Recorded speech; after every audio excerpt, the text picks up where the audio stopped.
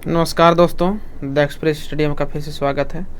आज हम लोग क्लास 10th के मॉडल सेट 3 सब्जेक्ट आपका साइंस है, इसका हम लोग MCQ क्वेश्चन के बारे में देखने वाले हैं, बात करने वाले हैं MCQ क्वेश्चन के बारे में। इससे पहले हम लोग मैथमेटिक्स का MCQ क्वेश्चन देख चुके हैं। यदि आप लोग नहीं देखे हैं तो आप लोग देख सकते हैं, और इस चैनल पे आप लोग बने रहें। आप लोगों को पूरा मॉडल सेट जितने भी सब्जेक्ट हैं सभी का सब्जेक्टिव ऑब्जेक्टिव सभी प्रकार के प्रश्नों का सॉल्यूशन करवाया जाएगा, तो इसलिए आप लोग इस चैनल पर बने रहें। चलिए आइए हम लोग बिना देर किए हुए इस वीडियो को शुरू करते हैं। आइए, सबसे पहले आप लोग जान लीजिए कि देखिए सभी सब्जेक्ट जितने भी हैं 2021 में होने वाले जितने भी परीक्षा हैं तो सभी क्या होगा 90 अंक का होगा होने वाला है। 90 यानी 90 अंक का परीक्षा होने वाला है। लेकिन अकेले जो साइंस जो है उसमें कितना का होगा 80 अंक का परीक्षा होगा। तो देखिए इसमें क्या है, आपका ऑब्जेक्टिव क्वेश्चनों की संख्या भी कम है। उसमें सब जितने भी सब्जेक्ट है सभी में क्या है कि 30 आपका ऑब्जेक्टिव क्वेश्चन है, लेकिन इसमें 30 आपका नहीं है। आइए हम लोग देखते हैं। ऑब्जेक्टिव 30 नहीं है, 20 आपका ऑब्जेक्टिव रहता है और 10 आपका फिल इन द ब्लैंक्स दिया होता है। यानी 1 नंबर का मार्क्स जो रहता है टोटल क्वेश्चन आपको 30 रहता है। आइए हम लोग इसका ऑब्जेक्टिव क्वेश्चन को देखते हैं। देखिए पहला क्वेश्चन क्या है कि यदि R1 और R2 प्रतिरोध पार्श्वबद्ध हो तो उनका समतुल्य प्रतिरोध होता है। तो आप लोगों को पता है कि पार्श्व क्रम का जो प्रतिरोध होता है तो वह होता है 1/R बराबर 1/R1 प्लस 1/R2 होता है। ये चीज़ होता है। तो इसको हम लोग क्या करेंगे, एलसीएम ले लेते हैं। देखिए आपको ये नहीं दिया हुआ है, ये दिया हुआ लेकिन क्या किया आर को ऊपर ले गया है, इसलिए ये ऑप्शन नहीं हो सकता है, ये ऑप्शन नहीं होगा। और ये तो श्रेणी क्रम का, ये भी नहीं होगा और ये भी नहीं होगा। इस तरह से आप छांट करके इसको भी मार सकते हैं, ए नंबर होगा। अब बोलेंगे कैसे होगा, तो आप इसको सॉल्व करके भी देख सकते हैं। इसको R1 अगर एलसीएम लेंगे तो R1 × R2 होगा। अब R1 से इसको डिवाइड करेंगे तो यहाँ R2 शेष बचेगा, प्लस ये R2 कैंसिल हो जाएगा और R1 आपका ऊपर में बचेगा। और फिर इसको हम लोग क्या लिख सकते हैं, R1 प्लस R2 लिख सकते हैं। आपका ये है गया, यानी आपका 1/R बराबर आ गया R1 प्लस R2 इक्वल बट्टे R1 × R2 निकल गया। लेकिन आपका ऑप्शन में क्या दिया हुआ है, ऑप्शन में आपका देखिए यहाँ ऑप्शन में दिया हुआ है R दिया हुआ है ऊपर में है, तो आपको क्या किया इसको पलट दीजिए। तो जैसे ही इसको पलट देंगे तो R1 और R2 भी पलट जाएगा, ऊपर चल जाएगा। तो नीचे कौन आएगा R1 प्लस R2 आएगा। देखिए आपका सेम यही ऑप्शन ए में आपका दिया हुआ है। देखिए क्वेश्चन एकदम बिल्कुल इजी पूछता है, लेकिन थोड़ा सा उसमें क्या करता है घुमा देता है। आइए अगला क्वेश्चन देखते हैं। दूसरा नंबर का क्वेश्चन है कि किसी बीम का वास्तविक तथा समान साइज का प्रतिबिंब प्राप्त करने के लिए बीम को उत्तल लेंस के सामने कहाँ रखना होगा। तो आप लोग को पता है कि उत्तल लेंस पूछा गया है, तो उत्तल लेंस का फिगर ऐसे ही बनता है। ये है आपका मुख्य अक्ष है, ये है प्रकाशिक केंद्र है। तो यहाँ पर F1 होता है और यहाँ पर आपका 2F1 होता है, ये होता है। तो आप लोगों को पता है जब वस्तु को यहाँ पर रखा जाता है तो उस समय जो प्रतिबिंब बनता है तो आपका यहाँ पर जब प्रतिबिंब को रखा जाता है तो क्या होता है कि समान साइज का प्रतिबिंब ये बनता है, आपका इधर बनता है, आपका समान साइज का प्रतिबिंब बनता है। जब यहाँ पर कहाँ पर रखा जाता है 2F1 पर रखा जाता है। 2F1 क्या है आपका, ये फोकस दूरी से जो है आपका ये दोगुनी दूरी पर रहता है, यानी फोकस दूरी की दोगुनी दूरी पर इसको जब रखेंगे, यानी ऑप्शन नंबर आपका सी होगा। आइए अगला क्वेश्चन को देखते हैं।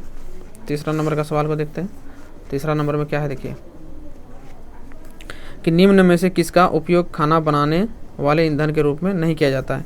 तो आपका LPG का किया जाता है, कोयला का भी किया जाता है, बायोगैस का भी किया जाता है, CNG का आपका नहीं किया जाता है। यानी आपको नहीं पूछा है तब आपका CNG होगा। CNG गाड़ी वगैरह चलाने के लिए किया जाता है।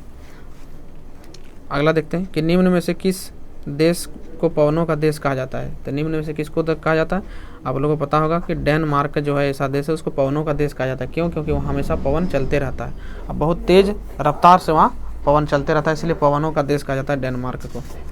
आइए अगला क्वेश्चन देखते हैं।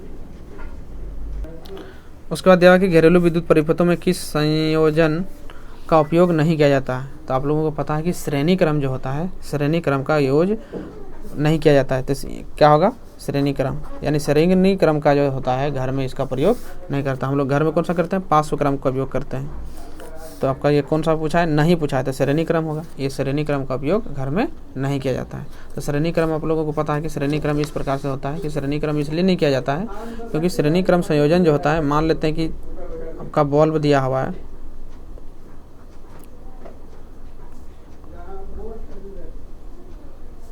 अगर मान लेते हैं कि 3 बल्ब आपका दिया हुआ है, ये आपका बल्ब अगर मान लिया है तो इसका तार इसमें जुड़ा रहता है, इसका तार इससे जुड़ा रहता है, और ये है आपका मेन तार कहीं से जोड़ दिया जाता है, ये जोड़ दिया जाता है। आपका अगर एक बॉल अगर कहीं पर फ्यूज हो जाएगा तो अगला बॉल इसी से देखिए आपका करंट जा रहा है, तो इसके अगर कहीं पर भी एक बॉल अगर आपका फ्यूज हो गया तो आपका सारा ये नहीं जलने लगेगा, जिसके कारण से इसका उपयोग श्रेणी क्रम का उपयोग घर में नहीं किया जाता है। आप लोग देखे होंगे कि ये जो है सजावटी बल्ब वगैरह, लीची बल्ब वगैरह में किया जाता है डेकोरेशन के लिए। आइए अगला देखते हैं, 6 नंबर का सवाल को देखते हैं। 6 नंबर में क्या है कि संतरा में कौन सा अम्ल पाया जाता है। संतरा हो अथवा नींबू हो, दोनों में सिट्रिक अम्ल पाया जाता है। याद रखिएगा, दोनों में क्या पाया जाता है, सिट्रिक अम्ल पाया जाता है। आइए देखते हैं कि यदि विलयन का pH मान 3 है तो वह क्या होगा। तो 3 अगर है तो अगर 7 से कम होता है तो रेंज क्या होता है कि 0, यहाँ 7 होता है और यहाँ 14 होता है। तो इधर अगर 7 से कम अगर होता है, 0 से 7 से मतलब 7 से अगर कम होता है तो उसको अम्ल कहते हैं, और 7 होता है तो उदासीन कहते हैं, 7 से ज़्यादा रहता है तो उसको क्षार कहते हैं। तो क्या होगा, ये अम्ल होगा। वो 3 दिया है तो 3 कहाँ से होगा, 7 से इधर होगा, यानी आपका अम्ल होगा, एसिड होगा। अगला देखते हैं कि भृंजक चूर्ण का सूत्र कौन होगा।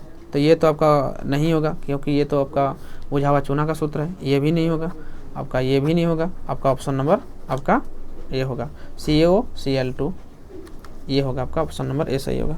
अगला है कि ऑक्सीजन के 2 परमाणुओं के बीच कितने आबंध पाए जाते हैं। तो ऑक्सीजन के 2 आबंध पाए जाते हैं। अब बोलिए कैसे, तो यहाँ पर देखिए ऑक्सीजन, यहाँ मान लीजिए ये ऑक्सीजन है, यहाँ पर भी ऑक्सीजन है। तो ऑक्सीजन के 22वें कक्षा में 6 कार्बन पाए जाते हैं, 6 इलेक्ट्रॉन पाए जाते हैं। तो ये 6 इलेक्ट्रॉन जो होता है तो ये अपना अष्टक को पूरा करने के लिए ये 2 इलेक्ट्रॉन से साझा करता है, ये भी इसका 2 इलेक्ट्रॉन से साझा करता है। तो यहाँ पर देखिए आपका ये क्या हो गया, 2 इलेक्ट्रॉन का हुआ, तो दोनों के बीच में कैसा बॉन्ड बना, यानी ऑक्सीजन और ऑक्सीजन के बीच में आपका डबल बॉन्ड ये बन रहा है, इसलिए आपको इसको बोला जाता है 2 आबंध पाए जाते हैं। अगला क्वेश्चन देखते हैं, 10 बेंजीन का अनुसूत्र है। तो बेंजीन का अनुसूत्र है C6H6, ये है बेंजीन का सूत्र है। अगला है कि दर्पण का सूत्र क्या होता है। खाली स्थान दिया हुआ कि दर्पण सूत्र, दर्पण सूत्र होता है 1/V + 1/U = 1/F, ये होता है दर्पण सूत्र। उसके बाद दिया हुआ है 12 नंबर में दिया है कि हीरा एवं ग्रेफाइट कार्बन के क्या है। तो कार्बन का ये क्या है, अपर रूप है, अपर रूप है, ये कार्बन का अपर रूप है। एल्किन का सामान्य सूत्र क्या होता है, एल्किन पूछा है, तो एल्केन के बाद क्या होता है, एल्किन होता है, उसके बाद एल्काइन होता है, तो इसका होता है CnH2n। एल्किन का सामान्य सूत्र होता है CnH2n। उसके बाद होता है आवेश का ऐसे मात्रक क्या होता है, आवेश का ऐसे मात्रक कूलम होता है, कूलम। आवेश का ऐसे मात्रक क्या होता है, कूलम होता है। उसके बाद आपका है समतल दर्पण द्वारा परिणाम प्रतिबिंब की विशेषता क्या होती है।